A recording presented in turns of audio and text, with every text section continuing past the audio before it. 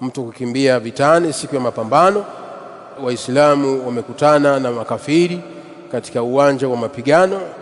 Muislamu yeyote atakayekimbia, basi huyo anakuwa amefanya dhambi iliyokuwa kubwa sana, wa na'udhu billahi min dhalika. Na hapa inazungumzwa Muislamu kukimbia vitani, vita ya kisheria, jihadi ya kisheria. Sawa, ni jihadi inayokubalika kisheria, ambayo jihadi hiyo wanaifanya Waislamu kwa amri ya kiongozi wa nchi, kwa amri ya amiri jeshi. Sawa, na wanapigana nyuma ya bendera, liilai kalimatillah, kwa lengo la kutangaza jina la Allah na neno la Allah subhanahu wa ta'ala. Sawa, kwa lengo la kuitetea dini ya Allah subhanahu wa ta'ala, jihadi ya kisheria, na sio jihadi ya Boko Haram na Islamic State, wale al-shababi wa Somalia na Madaishi na wengineo. Hapana, zile sio jihadi za kisheria. Yale ni mapigano na mauaji ya kinyama, mauaji yanayofanyika Somalia, mauaji yanayofanyika na kwingineko Syria na Lebanoni na kwingineko Afghanistani. Yote yale sio jihadi ya kisheria. Sawa, yale ni mapigano na ni mauaji ya kinyama, bali ni mchezo wa ugaidi, ni mchezo wa kigaidi. Na ile ni michezo maalumu ambayo imepandikizwa na Mayahudi, imepandikizwa na makafiri kwa lengo la kuchafua Uislamu, na kwa lengo la watu kupiga hela tu, kuuza silaha.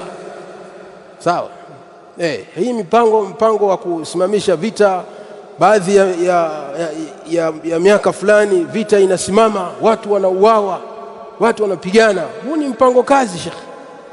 Huu ni mpango kazi. Kuna hekima nyingi sana, lakini katika hizo, ili watu wapate kuuza silaha. Watu wasipopigana, silaha zitaenda wapi?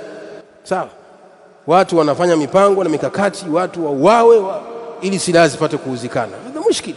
A'udhu billahi min dhalika. Kwa hivyo hizo sio jihadi, sio jihadi. Tunapozungumzia jihadi kwamba inafaa kupigana, ni jihadi ya kisheria. Inazungumzwa jihadi ya kisheria kwa lengo la kuihami dini ya Allah tabaraka wa taala na kuitangaza dini ya Allah jalla fi ula. Sio mapigano haya ya kuwaua watoto, wanawake, wazee, mauaji ya kinyama kama mauaji yanayofanyika Kongo, mauaji yanayofanyika kwingineko. Hatari sana, hatari. Ile huwezi kusema kwamba ni jihadi ya kisheria. Ule ni ugaidi. Sawa, ule ni ugaidi na mauaji ya kinyama, watu wanauawa dhulman wa udwana, kwa dhulma na uadui. Sawa, na wengine inafikia hatua wanakula nyama za watu, raia wa Kongo, Mozambiki, wanakula nyama za watu. Wengine wakwambia wakimuua askari wanakula nyama yake, wanampika supu, Sheikh. Wallah, nyama ya mwanadamu, Sheikh, wanakula. A'udhu billah, wanapika supu, Sheikh. Juzi, wiki iliyopita, mimi kuna mtu kanitumia picha. Hatari, Sheikh. Anaambia watu wamfikia hatua wakula nyama ya mtu. Au watu wana roho gani?